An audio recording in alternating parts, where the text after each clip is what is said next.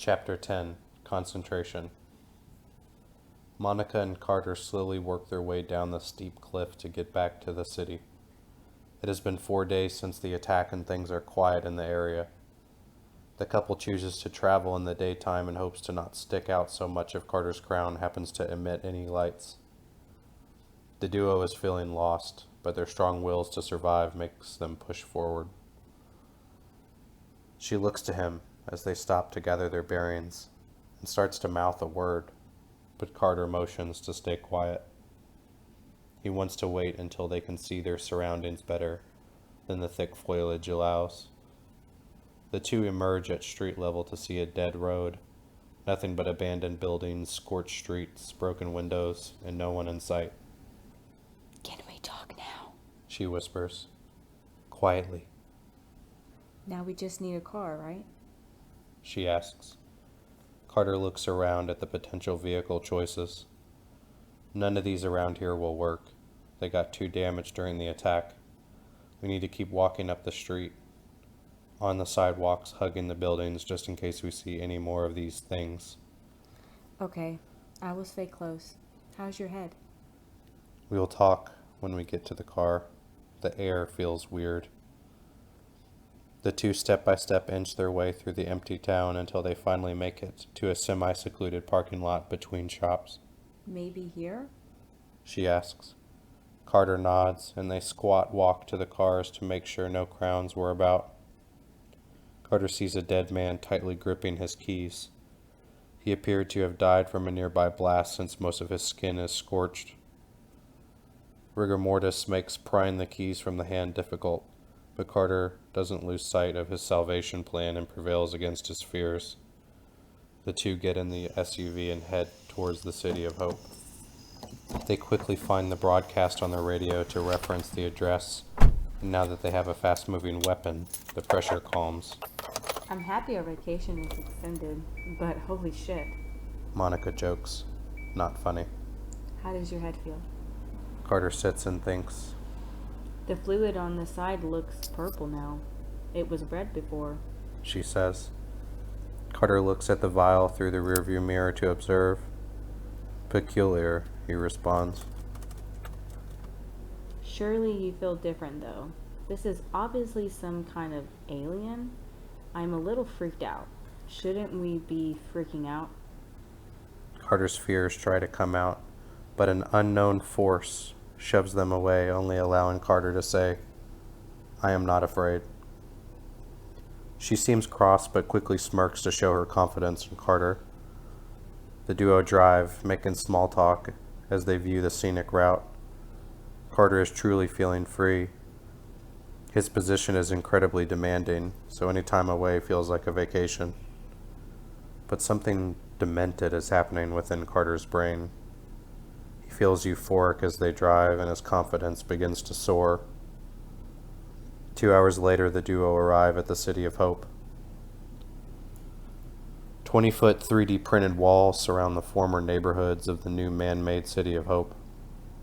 Several townhome sections and homes are walled off from the outside world, other than one gate that slowly opens as Carter and his wife approach in their vehicle.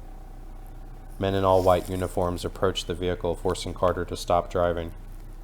They all carry automatic rifles pointed to the ground, but not without tight grips. A single soldier approaches the window.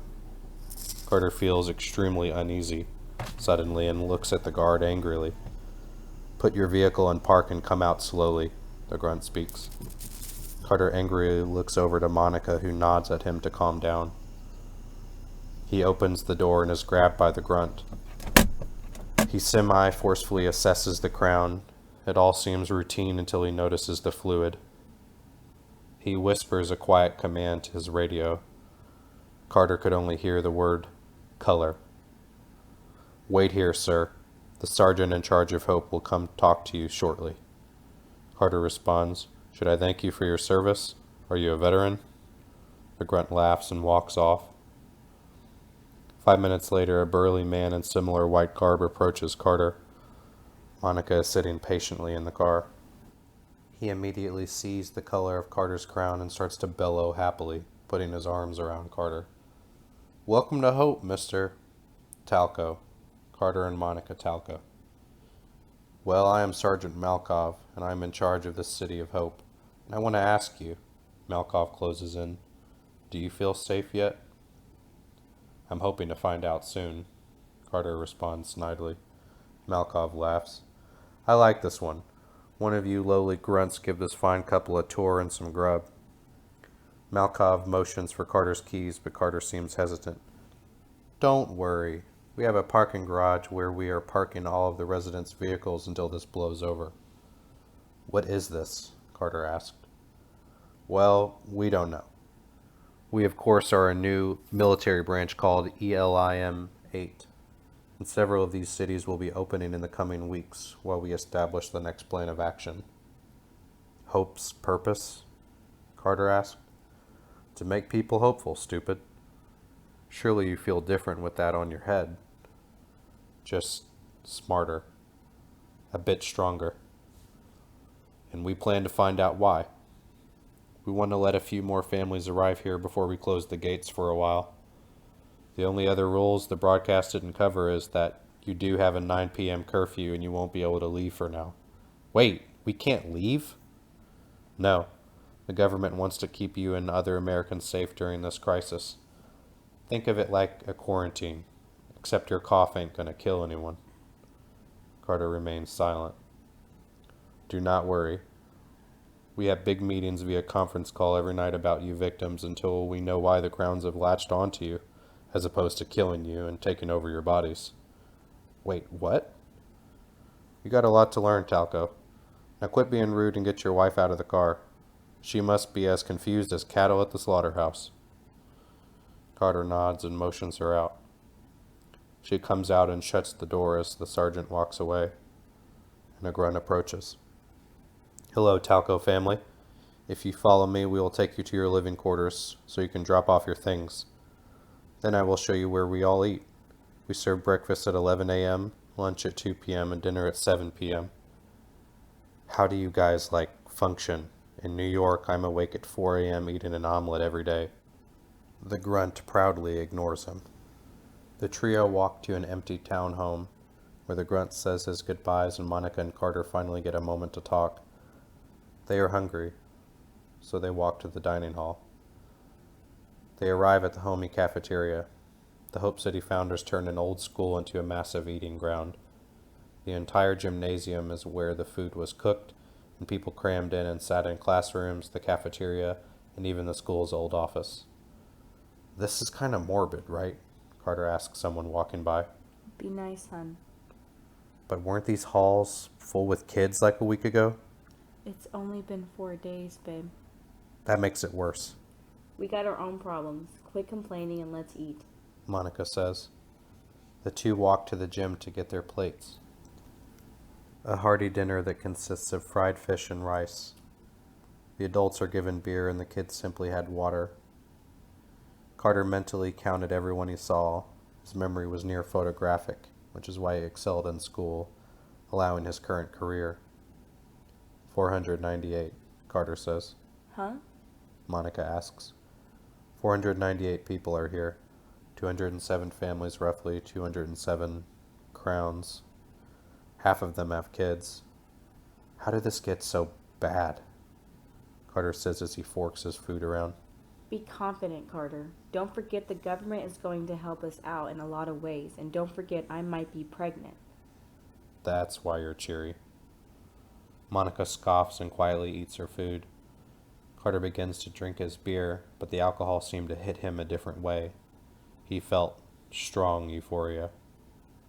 Monica finally speaks up after clearing her plate. Carter, how are you feeling? You look lost. He ignores her, for in his mind he is feeling very drugged. He looks around to see the families. Everyone with a crown seems to be happy.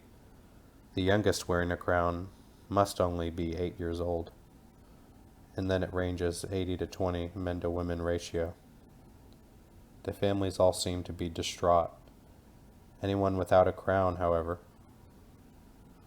The crowned all seem to be content eating their meals, green fluid sloshing about. Carter's euphoria was getting stronger even so, and his stamina seemed to surge. Carter! Monica yells, shaking him too. Hello, Carter Talco, a man interrupts, seating himself across from Carter. 3 other crowned men sit on all sides of him. What do you all want? I'm trying to cope here. They whisper something to each other quickly. Hey, don't just come here, say my name. Surely he got it from the sign-in sheet. And then just whisper in front of me.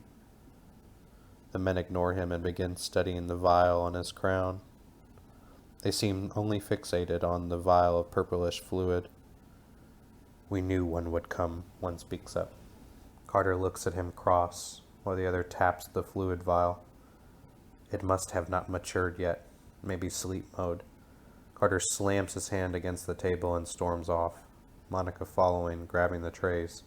Carter storms out the door, but Monica looks back to see all of the people wearing crowns, all looking at her, smiling.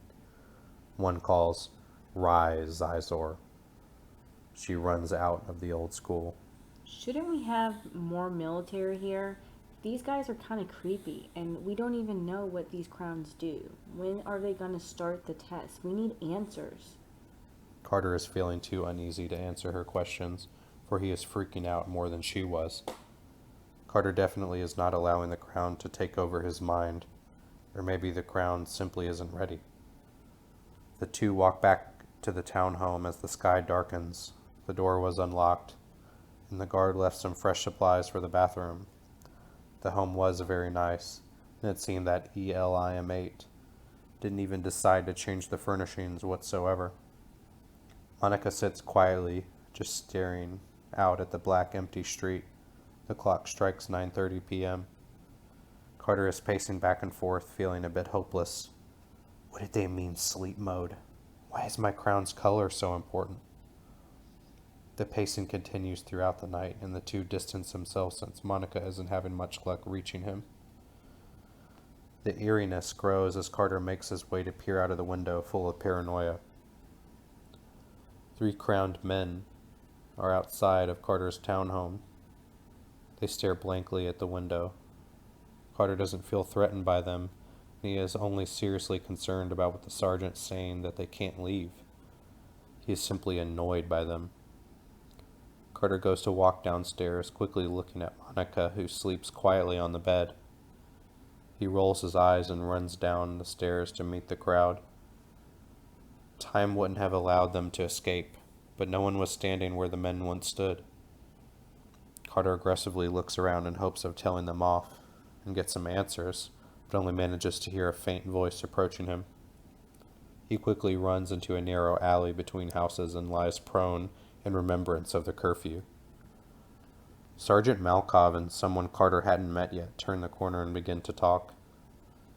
ELIM-8's mission nears, the unknown man said. Yes, but why do you think Team Seek hasn't been able to locate any of the orange soldiers yet?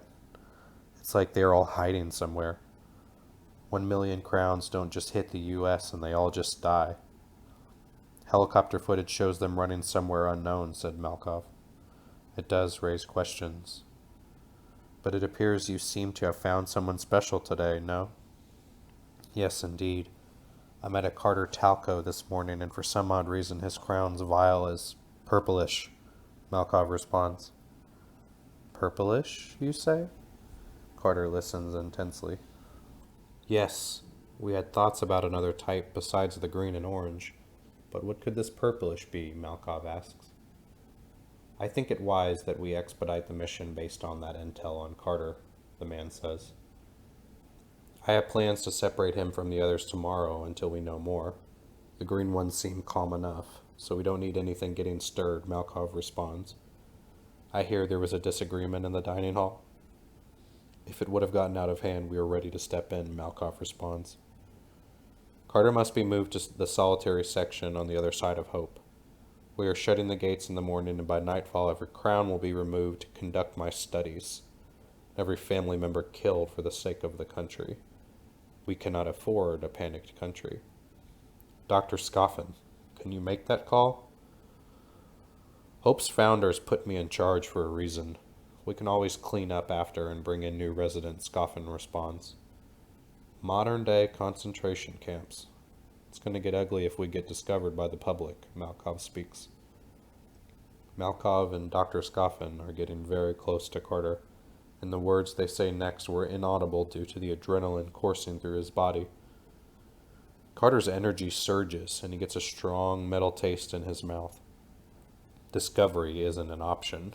Our superiors will see to that. With our help, of course, Scoffin says as he steps into viewing distance of Carter. The shadows help immensely, but Carter is sure to be seen. In fact, he has plans to jump up and turn himself in to halt the guilt of eavesdropping. But an unknown force within Carter has other plans.